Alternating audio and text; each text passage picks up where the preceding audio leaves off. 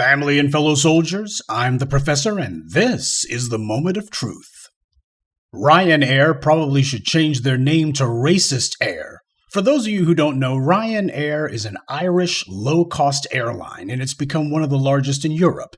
They've announced that they're going to start requiring all passengers carrying South African passports to complete a so-called questionnaire, or they won't be allowed to board a RyanAir flight, if they're going to the UK, that is. Now, if you're a South African passport holder and you want to go to somewhere other than the UK, then sure, RyanAir will do that. But if you're trying to go to the UK, you got to fill out a questionnaire first. But the UK government swears they don't have anything to do with this. And what's the questionnaire? It's a literacy test. I'm not kidding. It is exactly like what the Old South used to do to prevent black people from voting, and RyanAir is doing it for the exact same purpose. Now, as you may be aware, some 85% or so of the South African population is black, and yet RyanAir's literacy test requirement is that you have to pass a written exam to determine if you can speak Afrikaans. So-called Afrikaans is actually a language spoken almost exclusively by the Dutch, that is, the white occupiers in South Africa who forced their language on the black native population during apartheid as a form of cultural genocide. But since what has been mislabeled the official fall of apartheid, at the very least, they don't have the ability to enforce that in schools anymore. So out of the 11 or so languages spoken in South Africa, Afrikaans is only spoken by 12% of the population, making it one of the least spoken languages in the country. But you can tell where this is going. Afrikaans is spoken by white people who reside in South Africa, so RyanAir happily made an exception for them. Now, I know what you're thinking. How does a written language exam prove whether someone's passport is valid or not? If RyanAir doubts the legitimacy of someone's passport, then shouldn't they be testing the passport, not the person? They should, but RyanAir is so upset and alarmed about some alleged epidemic of phony South African passports that they've decided to ignore the passports altogether. Now, what kind of sense does that make? Now, I've been doing a little bit of looking up on this issue, and if this slew of phony South African passport story is true, then they've already arrested the ringleader, who is Pakistani, by the way. And if he was indeed working with corrupt officials in South Africa's Ministry of Home Affairs, then they ought to know how many fake passports were issued and whose names they were issued under. This is not some sort of unsolvable mystery. They can very easily narrow down the list, because it's not as if there's tens of thousands of fake South African passports floating around. This is just a ban on Africans under the pretense of passport fraud. And it's just one of a number of measures the British government has been instituting to reduce the number of black people who get into the UK or to get rid of the ones who are already there. You've probably already heard about how the British government's announced that it has begun forcibly deporting asylum seekers to Rwanda, but only the black ones. So passports aren't the only reason that the UK government is keeping people out. There's a program at work here.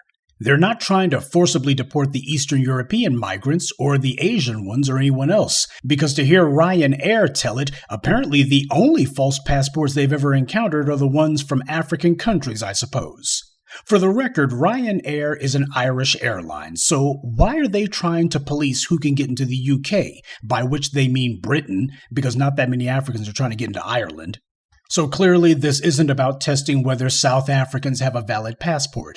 It's about banning people based on race, but trying to palm it off as being about something else. Now, for any of the usual apologists for white supremacy in the audience who lurk around these places, you would think that RyanAir, being an Irish airline, the Irish of all people should know exactly how this particular trick works.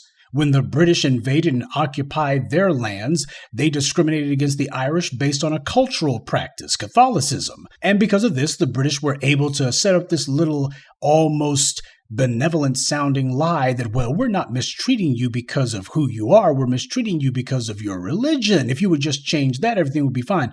They told the Irish it was a question of religion, but the truth is, that was just the pretense they used to justify their occupation.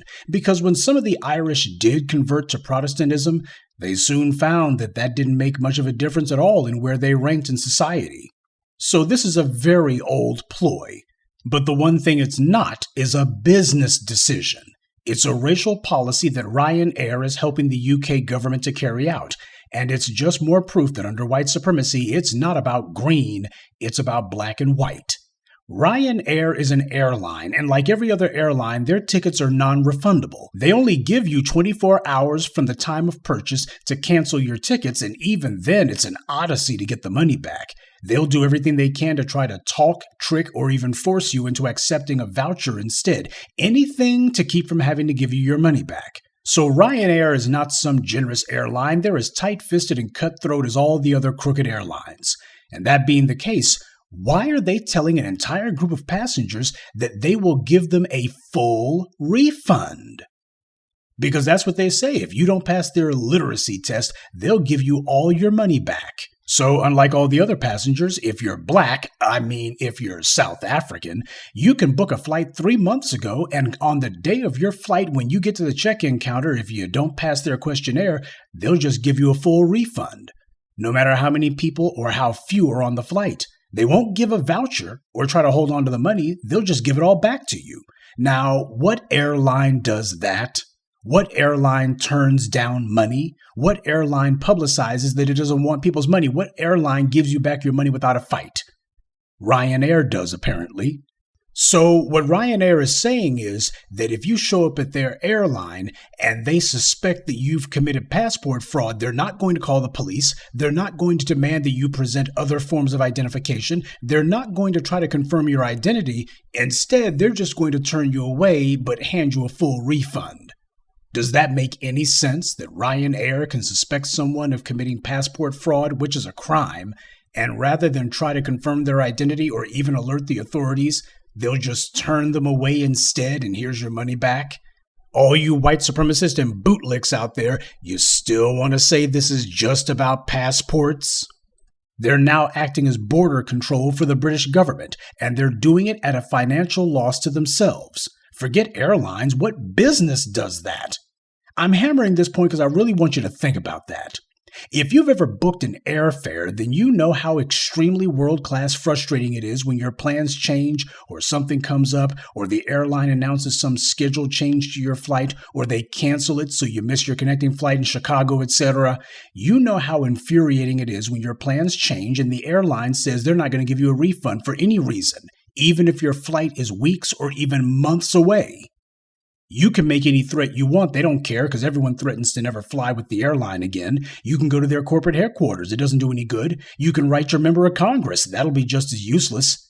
Airlines will fight you in the street before they give you a refund, no matter how valid your reason is. But here RyanAir is cheerfully telling the world that there's an entire group of people who they're going to give refunds to at the airport on the spot. Now I ask you, since when does any airline turn down $1?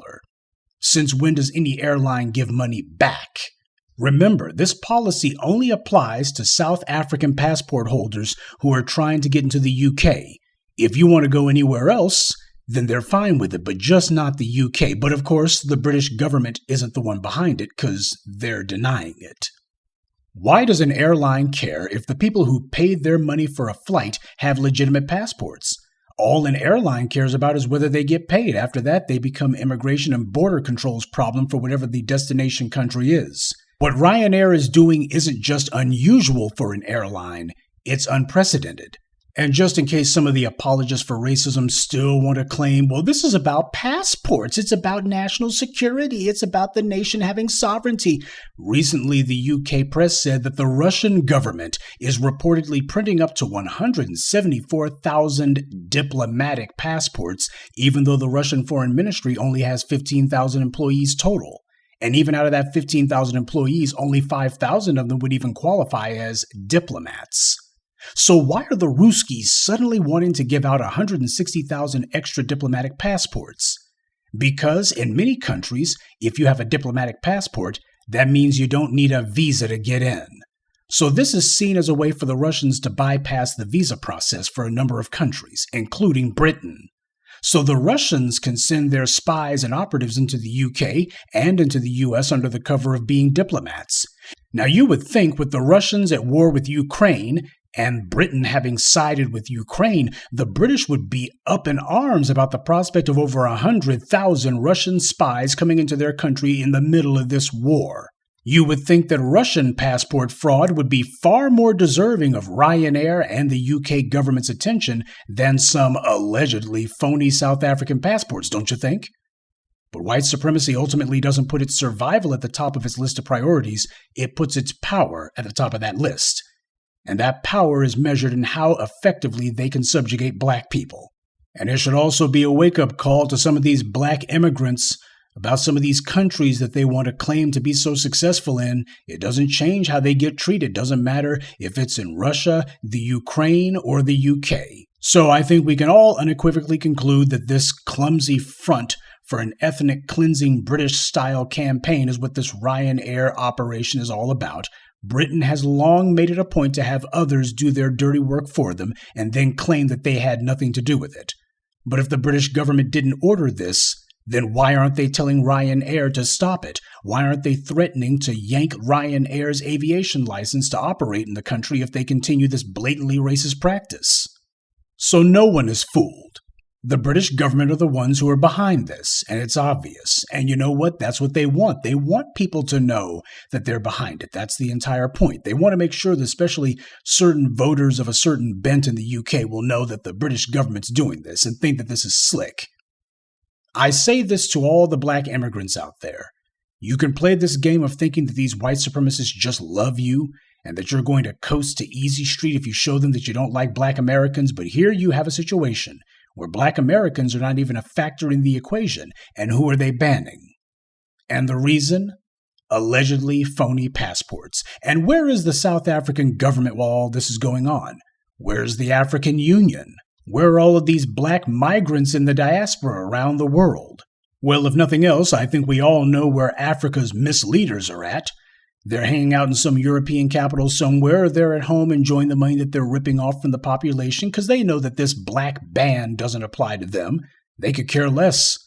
And one of the lines that we keep frequently getting from black immigrants, especially on these chat rooms, is that black Americans should be ashamed of being oppressed because we're in a country where we are 13% of the population. Well, how much worse should the Africans feel seeing as how they're being oppressed in countries where they're the overwhelming majority and they are the ones who are supposed to be the government? They're allowing a foreign nation to ban them while freely allowing their oppressors to come and go as they please.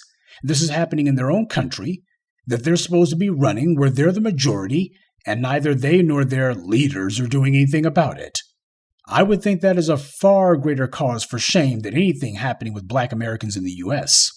This is why I and others in the black media point out that the black immigrants need to own up to and take on the culture of backstabbing and throat-cutting that goes on in their home countries, because that's what destroyed their loyalty system centuries ago. When you see Somalians getting mistreated, there's no recognition that this is a black problem. It's just seen as a Somalian problem.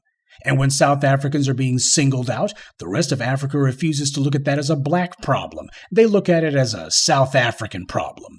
These are cultural weaknesses in the black immigrant society, and it's not something that can just be ignored.